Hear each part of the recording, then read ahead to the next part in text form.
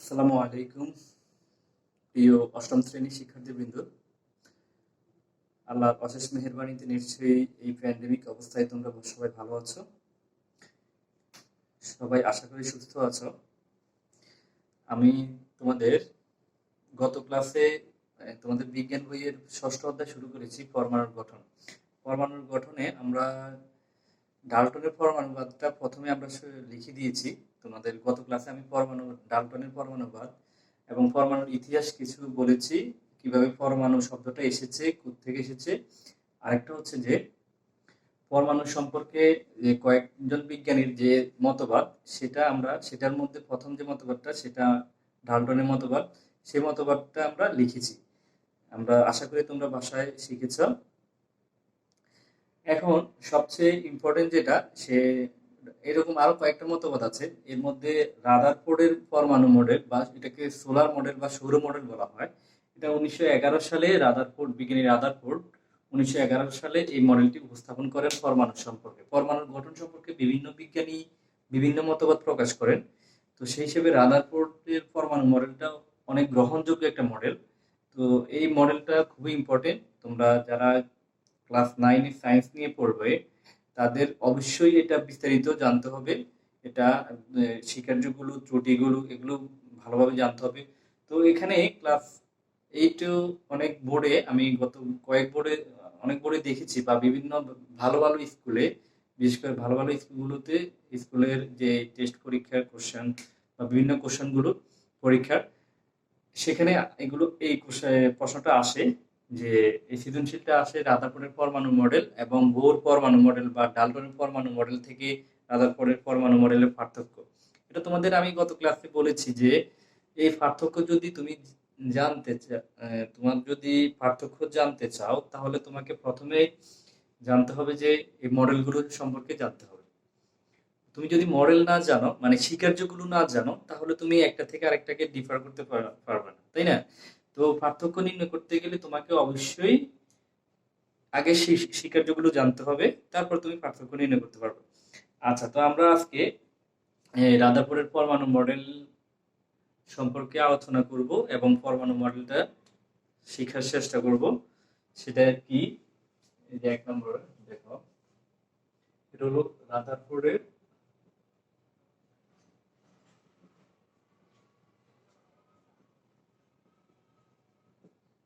পরমাণু মডেল।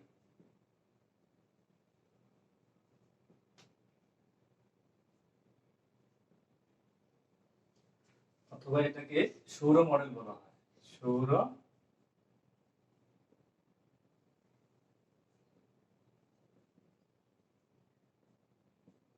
সৌর মডেল বলা হয়।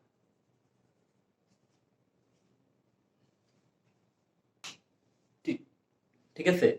এটা এই মডেলটা উনি বিজ্ঞানী এটা তৈরি করার পিছনে, এই মডেলটা উনি দেওয়ার পিছনে কয়েকটি ইতিহাস আছে, সেটা তোমরা পরবর্তীতে জানবো। আমরা শুধু এখন মডেলটি সম্পর্কে জানি।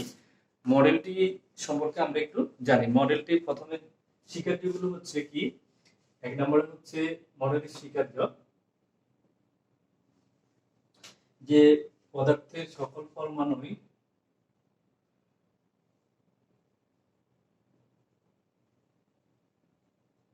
পদার্থের সকল পরমাণুই অতিশয়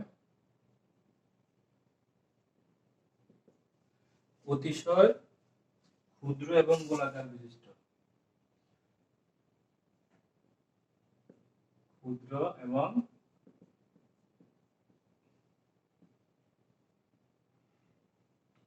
গোলাকার বিশিষ্ট। এর দুটি অংশ রয়েছে।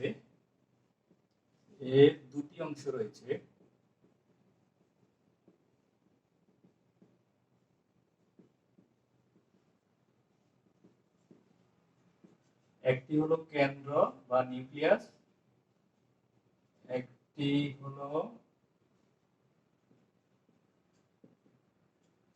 কেন্দ্র বা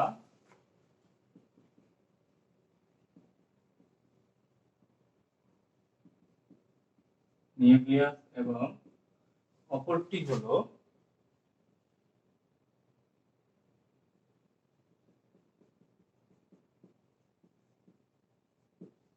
কেন্দ্র বহির্ভূত অঞ্চল।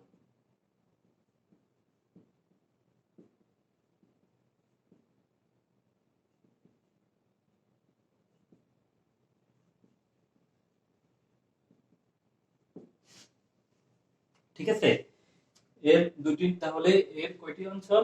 দুইটি অঞ্চল আছে, দুইটি অংশ রয়েছে, একটি হলো কেন্দ্র বা নিউক্লিয়াস, আরেকটি হচ্ছে কেন্দ্র বহির্ভূত অঞ্চল। 2 নম্বরে হলো পরমাণুর কেন্দ্রস্থলে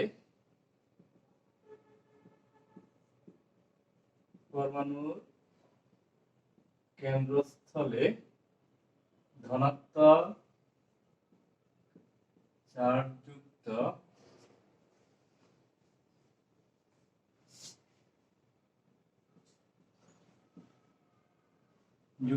একটি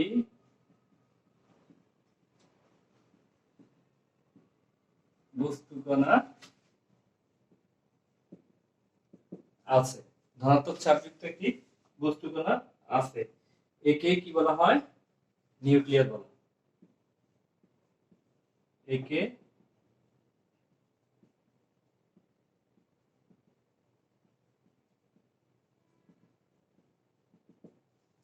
একে নিউক্লিয়াস বলা হয়। ঠিক আছে,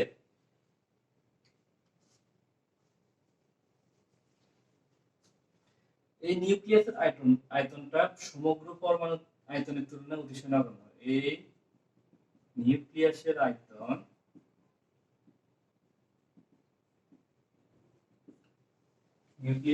আয়তন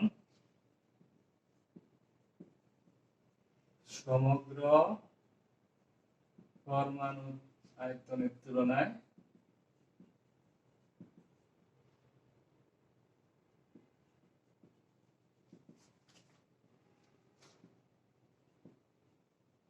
অতিশয় নগণ্য।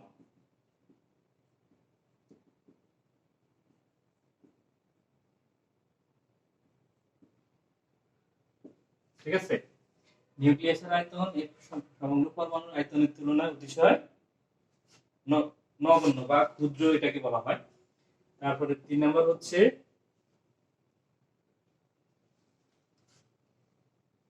পরমাণুর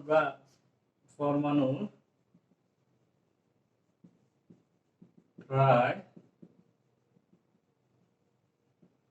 সকল ভরই নিউক্লিয়াস বহন করে।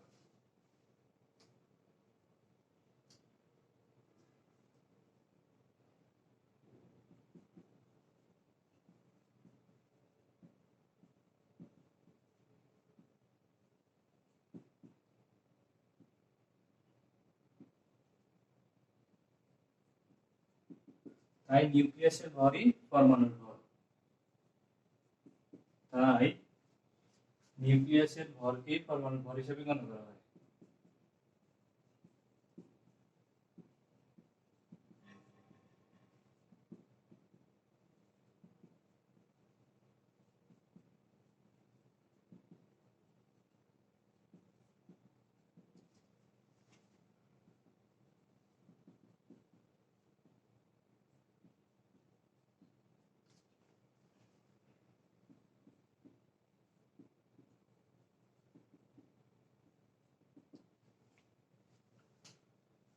ঠিক আছে, গণ্য করা হয়।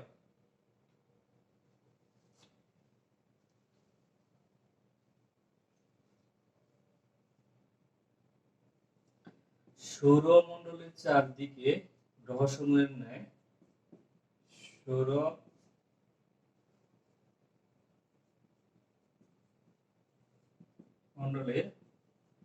চারদিকে গ্রহসমূহের ন্যায়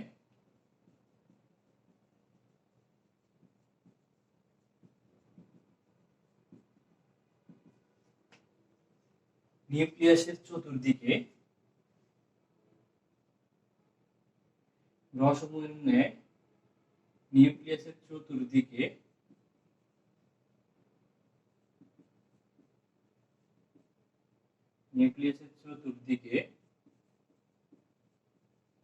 ঋণাত্মক চার্জযুক্ত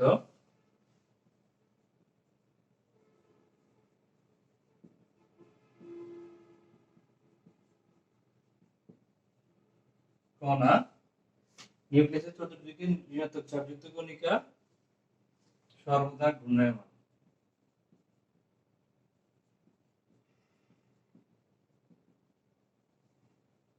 একে ইলেকট্রন বলা হয়।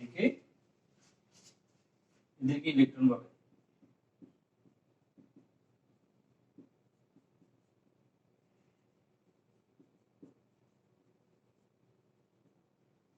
ঠিক আছে। 5 নম্বর,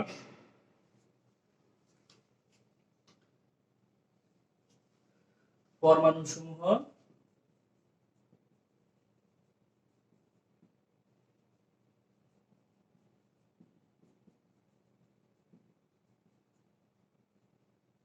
নিরপেক্ষ, অর্থাৎ অতএব নিউক্লিয়াসে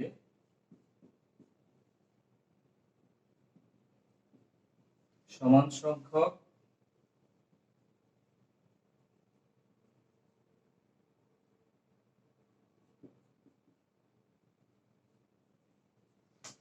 ধনাত্মক ও ঋণাত্মক চার্জ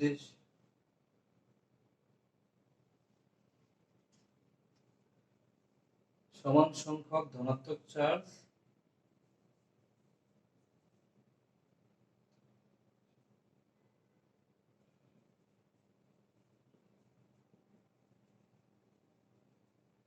সমান ইলেকট্রন থাকে।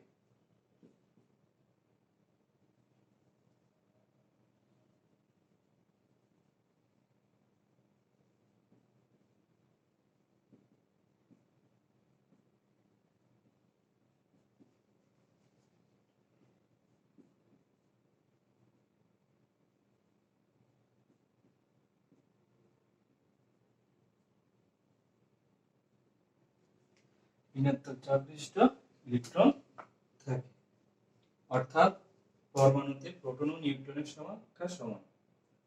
অর্থাৎ পরমাণুতে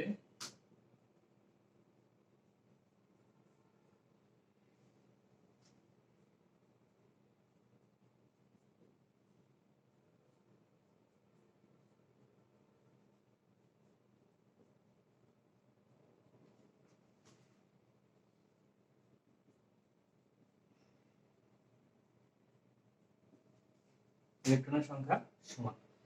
আচ্ছা, এটা হচ্ছে তাহলে দেখো, এটা হচ্ছে রাদারফোর্ডের সৌর মডেল। তুমি দেখো যে আমি একটা একটা করে বুঝিয়ে দিচ্ছি। সেটা হচ্ছে যে পদার্থের সকল পরমাণুই অতিশয় ক্ষুদ্র গোলাকার বিশিষ্ট। এর দুটি অংশ রয়েছে, একটি হলো কেন্দ্র, আরেকটি হলো কেন্দ্র বহির্ভূত বা অপরটি হলো কেন্দ্র বহির্ভূত অঞ্চল। একটি হলো কেন্দ্র বা নিউক্লিয়াস, অপরটি হলো কেন্দ্র বহির্ভূত অঞ্চল। এবং পরমাণুর কেন্দ্রস্থলে ধনাত্মক চার্জযুক্ত একটি বস্তুকণা আছে, একে নিউক্লিয়াস বলা হয়। এই নিউক্লিয়াসের আয়তন সমগ্র পরমাণুর আয়তনের তুলনায় অতিশয় নগণ্য। পরমাণুর প্রায় সকল ভরই নিউক্লিয়াস বহন করে। ঠিক আছে, তাই নিউক্লিয়াসের ভরকেই পরমাণুর ভর হিসেবে গণ্য করা হয়। আর সৌরমণ্ডলের চারদিকে গ্রহসমূহের ন্যায় নিউক্লিয়াসের চতুর্দিকে ঋণাত্মক চার্জযুক্ত কণা সর্বদা ঘূর্ণায়মান। এদের ইলেকট্রন বলে। ঠিক আছে, তারপরে পরমাণু সমূহ নিরপেক্ষ, অতএব নিউক্লিয়াসে সমান সংখ্যক ধনাত্মক চার্জের সমান ঋণাত্মক চার্জ বিশিষ্ট ইলেকট্রন থাকে, অর্থাৎ পরমাণুতে প্রোটন ও ইলেকট্রনের সংখ্যা সমান। এখানে এর মধ্যে ত্রুটি আছে, এর মধ্যে যে এটা যে সবগুলো সত্য তা না। এখানে বলছে যে এই পরমাণু যেটা হচ্ছে এরকম, আমি তোমাদের পরমাণুটা একটু দেখাই দিই। সেটা হচ্ছে এই যে এটা হচ্ছে পরমাণু। ধরো এই যে পরমাণুর কেন্দ্র হচ্ছে ধনাত্মক চার্জযুক্ত, এই একটা কেন্দ্র, আর কেন্দ্র বহির্ভূত অঞ্চল হচ্ছে এটা। ঠিক আছে, তাহলে এটা হচ্ছে এই পরমাণু দুইটা ভাগে বিভক্ত, একটা হলো কেন্দ্র আর একটা হলো কেন্দ্র বহির্ভূত অঞ্চল। এখন এই কেন্দ্রের মধ্যে থাকে হচ্ছে কি, মানে ধনাত্মক চার্জযুক্ত নিউক্লিয়াস, এই কেন্দ্রটা। আর এখানে থাকে হলো প্রোটন ও প্রোটন থাকে আর হলো আর ইলেকট্রন থাকে হচ্ছে কেন্দ্রের বাইরে অঞ্চল। ঠিক আছে, এই মানে এই কক্ষপথের চারদিকে ঘুরতে থাকে। কক্ষপথে ঘুরতে থাকে সেটা বোর মডেল অনুযায়ী, কিন্তু তোমার এই যে রাদারফোর্ডের মডেল অনুযায়ী কি করে, এটা আস্তে আস্তে সৌরজগতের মতো, এভাবে উনি বলছে যে সৌরজগতের মতো ঘুরতে থাকে, সৌরমণ্ডলের মতো। গ্রহসমূহ যেরকম সূর্যকে কেন্দ্র করে গ্রহসমূহ যেরকম চারদিকে ঘুরে, কিন্তু এই রাদারফোর্ড বললো যে ইলেকট্রন গুলো এরকম নিউক্লিয়াসকে কেন্দ্র করে চারদিকে ঘুরতে থাকে। কিন্তু এই যে এটাই হচ্ছে যে গ্রহসমূহের নিউক্লিয়াসের চতুর্দিকে ঋণাত্মক চার্জযুক্ত কণা সর্বদা ঘূর্ণায়মান। কিন্তু আমরা জানি যে ইলেকট্রন যখন নিউক্লিয়াসের চারপাশে ঘুরতে থাকে, তখন এই যে কেন্দ্র আকর্ষণীয় বলের কারণে আস্তে আস্তে ইলেকট্রনটা কি করে আস্তে আস্তে কেন্দ্রের দিকে চলে আসে। সেখানে আর এই যে ইলেকট্রনের আর কোনো পরবর্তীতে অস্তিত্ব থাকে না। ঠিক আছে, মানে এটা সর্পিলাকার হয়ে যায়, আস্তে আস্তে ঘুরতে ঘুরতে ঘুরতে ঘুরতে সেটা কেন্দ্রের দিকে চলে আসে, এটা কেন্দ্রমুখী আকর্ষণের কারণে। কিন্তু বাস্তবে তো ইলেকট্রন যদি এইভাবে ঘুরে আর কি, কিন্তু বাস্তবে হচ্ছে কি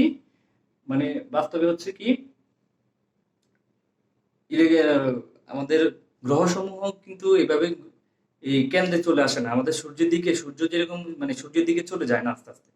ঠিক আছে, সূর্যের দিকে এটা হচ্ছে এইরকম আর কি, যে এইভাবে ঘুরতে ঘুরতে ঘুরতে ঘুরতে ঘুরতে ঘুরতে আস্তে আস্তে এইদিকে চলে আসে, এইভাবে চলে আসে সাধারণত কেন্দ্রমুখী আকর্ষণ বলের কারণে ইলেকট্রন সমূহ তার অনুযায়ী, রাদারফোর্ডের অনুযায়ী। কিন্তু উনি গ্রহসমূহ কিন্তু এভাবে ঘুরে না, গ্রহসমূহ কিভাবে ঘুরে ঘুরে কেন্দ্রে আসে আর যায় না, গ্রহসমূহ একটি নির্দিষ্ট কক্ষপথে ঘুরে। তো সেই হিসাবে তার রাদারফোর্ডের এই কথাটা ভুল। ঠিক আছে, তারপরে রাদারফোর্ডের আরো একটা কথা আছে, সেটা হচ্ছে উনি বলেছে যে এটা হচ্ছে ইলেকট্রন সমূহ বলছে যে এই কি এটা সৌরমণ্ডলের সাথে সাদৃশ্যপূর্ণ দেখে উনি বলেছে, কিন্তু বাস্তবে হচ্ছে যে সৌরমণ্ডলের এগুলো হলো গ্রহ হলো নিরপেক্ষ, কিন্তু এখানে দেখা যাচ্ছে যে ইলেকট্রন সমূহ এখানে চার্জযুক্ত। ঠিক আছে, ইলেকট্রন সমূহ চার্জযুক্ত, ঋণাত্মক চার্জযুক্ত। তারপরে হচ্ছে আর গুণনরত ইলেকট্রনের কক্ষপথ, উনি কক্ষপথ সম্পর্কে কোনো কথাই বলেনি। এটা হচ্ছে রাদারফোর্ডের প্রধান ত্রুটি, যে গুণনরত ইলেকট্রন সমূহের কক্ষপথ সম্পর্কে, কক্ষপথের আকার ও আকৃতি সম্পর্কে কোনো কিছু বলেনি। তারপরে এখানে একটা ইলেকট্রনের কথা বলেছে, কিন্তু বহু ইলেকট্রন গুলো কিভাবে ঘুরে, একাধিক ইলেকট্রন যখন থাকে সেই সম্পর্কেও তিনি তখন কোনো ব্যাখ্যা দিতে পারেন। তাহলে চারটা ত্রুটিগুলো আমি আবার একটু বলছি। সেটা হচ্ছে প্রথমে বলবা যে রাদারফোর্ডের মডেল উনি সৌর মডেলের সাথে তুলনা করেছেন, কিন্তু বাস্তবে সৌর মডেলে গ্রহসমূহ হলো নিরপেক্ষ, কিন্তু আমাদের পরমাণুর ইলেকট্রন সমূহ ঋণাত্মক চার্জযুক্ত, যেটার সাথে সৌর মডেলের কোনো তুলনা করা চলে না। ঠিক আছে, সৌর মডেলের সাথে কোনো সাদৃশ্যপূর্ণ নয়। আর দ্বিতীয়ত হচ্ছে বিজ্ঞানী ম্যাক্সওয়েলের তত্ত্ব অনুসারে ইলেকট্রন সাধারণত ঘুরতে ঘুরতে কেন্দ্রমুখী আকর্ষণের বলের কারণে সেটা আস্তে আস্তে কেন্দ্রে চলে আসার কথা সর্পিলাকার হয়ে, কিন্তু এই তখন আর এই মডেলের কোনো অস্তিত্ব থাকে না। তারপরে হচ্ছে এই নিউক্লিয়াসের এই যে পতিত হয়, রাদারফোর্ডের পর মডেলের কোনো অস্তিত্ব থাকে না। আচ্ছা, তারপরে গুণনরত ইলেকট্রনের কোনো আকার আকৃতি সম্পর্কে তিনি কোনো ব্যাখ্যা দিতে পারেননি রাদারফোর্ড। তারপর হচ্ছে বহু ইলেকট্রন বিশিষ্ট